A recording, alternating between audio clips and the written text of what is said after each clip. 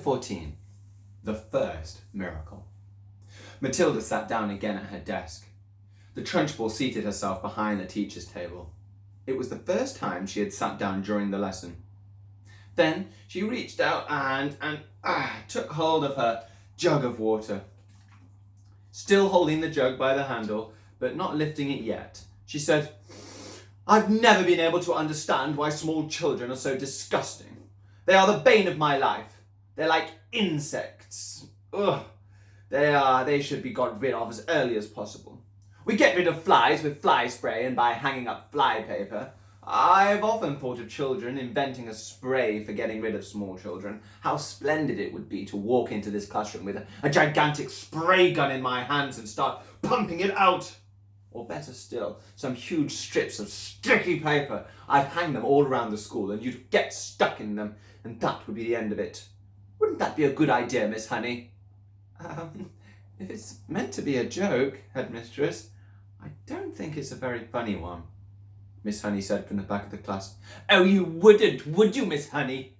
the Trunchbull said. "And it's not meant to be a joke. My idea of a perfect school, Miss Honey, is one that has no children in it at all.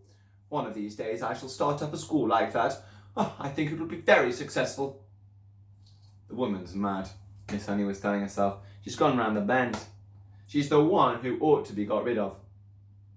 The Trunchbull now lifted the large blue porcelain water jug and poured some water into her glass. And suddenly, with the water, out came the long, slimy newt straight into the glass. Plop! The Trunchbull let out a yell and leapt off her chair, as though a firecracker had gone off underneath her.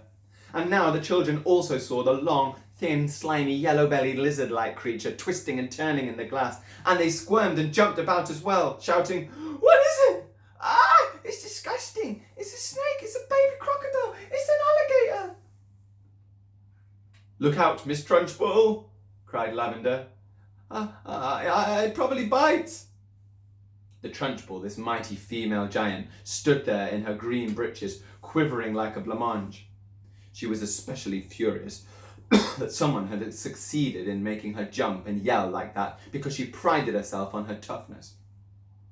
She stared at the creature twisting and wriggling in the glass. Curiously enough, she'd never seen a newt before. Natural history was not her strong point. She hadn't the faintest idea what this thing was. It certainly looked extremely unpleasant. Slowly, she sat down again in her chair. She looked at this moment more terrified than ever before. The fires of fury and hatred were smouldering in her small black eyes. "Matilda!" she barked. "Stand up!" "Who? Me?" Matilda said. What have I done?" "Stand up, you little disgusting cockroach!"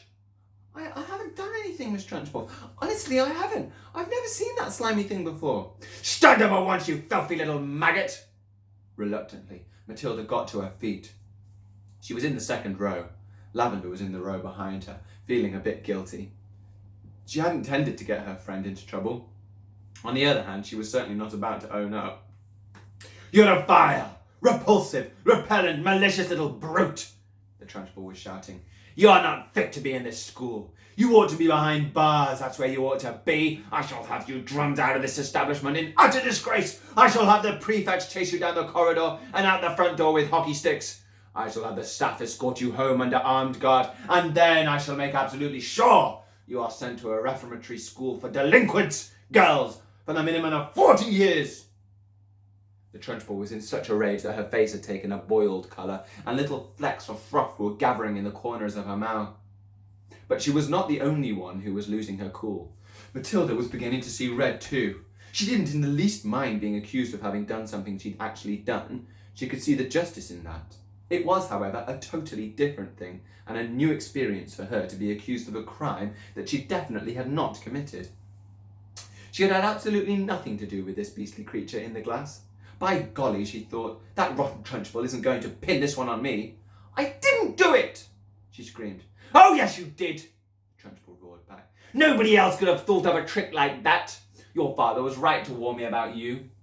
The woman seemed to have lost control of herself completely. She was ranting like a maniac. "You're finished in the school! You are finished!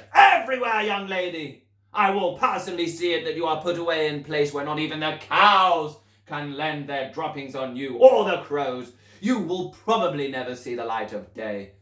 Probably, definitely. I'm telling you, I did not do it, Matilda screamed. I've never even seen a creature like that in my life.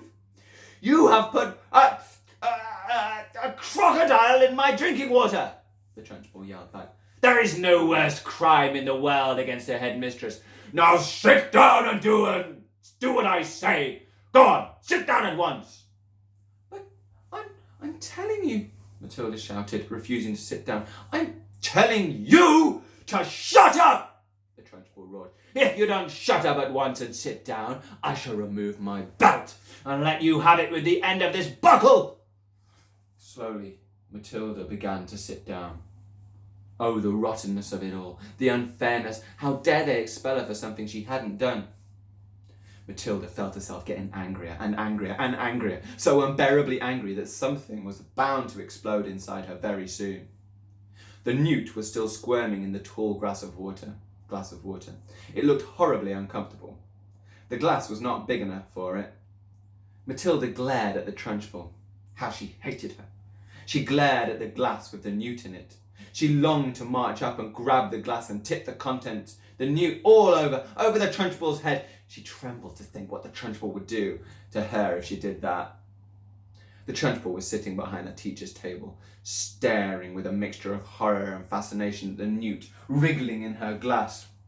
Matilda's eyes were also riveted on the glass, and now, quite slowly, there began to creep over Matilda the most extraordinary and peculiar feeling. The feeling was mostly in the eyes.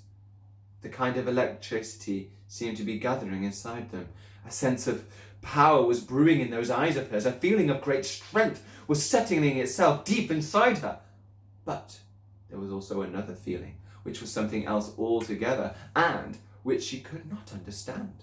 It was like flashes of lightning. Little waves of lightning seemed to be flashing out of her eyes. Her eyeballs were beginning to get hot, and though vast energy was building up somewhere inside them. It was an amazing sensation. She kept her eyes steadily on the glass, and now the power of concentration itself. One small part of each eye was growing stronger and stronger. It felt as though millions of tiny little invisible arms and hands of them were shooting out of her eyes towards the glass she was staring at. Tip it, Matilda whispered. Tip it, Matilda whispered. Tip it over! She saw the glass wobble. It actually tilted, backwards a fraction of an inch. Then it righted itself again. She kept pushing at it with all those millions of invisible little arms and hands that were reaching out from her eyes, feeling the power that was flashing straight from the two little black dots in the very centre of her eyeballs. Tip it, she whispered. Tip it over. Once more, the glass wobbled. She pushed harder still, willing her eyes to shoot out more power, and then, very, very slowly, so slowly she could hardly see it happening, the glass began to lean backwards, further and further and further backwards until it was balancing on just one edge of its base. And there it teetered for a few seconds before finally toppling over and falling with sharp tinkle on the desktop. The water in it and the squirming newt splashed out all over Miss Trunchbull's enormous bosom. The headmistress let out a yell that must have rattled every window. Ah! In the building, and for a second time in the last 5 minutes, the shot out of her chair like a rocket. The newt clutched desperately to the cotton smock where it covered the great chest, and there it clung with its tiny claw-like feet. The Trunchbull looked down and saw it, and she bellowed even louder. With a swipe of her hand, she sent the creature flying across the classroom. It landed on the floor beside Lavender's desk, and very quickly she ducked down and picked it up, put it in her pencil box for another time. A newt, she decided, was a very useful thing to have around. The Trunchbull, her face more like a boiled ham than ever, was standing before the class quivering with fury. Her massive bosom was heaving in and out, and the splash of water down the front of it made a dark, wet patch that had probably soaked right through to her skin. Who did it? She roared. Come on, owner! Step forward, you won't escape this time. Who is responsible for this dirty job? Who pushed over this glass? Nobody answered. The whole room remained silent as a tomb. Matilda! She roared. It was you, I know it was you. Matilda in the second row sat very still and said nothing. A strange feeling of serenity and confidence was sweeping over her, and all of a sudden she found that she was frightened by nobody in the world. With the power of her eyes alone, she had compelled a glass of water to tip and spill its contents over the horrible headmistress, and anybody who could do that could do anything. "Speak up, you clotted carbuncle!" roared the Trunchbull. "Admit you did it!" Matilda looked right back into the flashing eyes of this infuriated female giant and said with total calmness, "I have not moved away from my desk, Miss Trunchbull, since the lesson began. I can say no more." Suddenly the entire class seemed to rise up against the headmistress. "She didn't move!" they cried. "Matilda didn't move. Nobody moved. You must have knocked it over yourself." "I most certainly did not knock it over myself," roared the Trunchbull. "How dare you suggest a thing like that? Speak up, Miss Honey, you must have seen everything. Who knocked over my glass?" "Well, none of the children did, Miss Trunchbull," Miss Honey answered. "I can vouch for it that nobody has moved from his or her desk all the time you've been here. Well, except for Nigel, and he's not moved from his corner." Miss Trunchbull glared at Miss Honey. Miss Honey met her gaze without flinching. "I'm telling you the truth, headmistress," she said. "You must have knocked it over without knowing. That sort of thing is easy to do."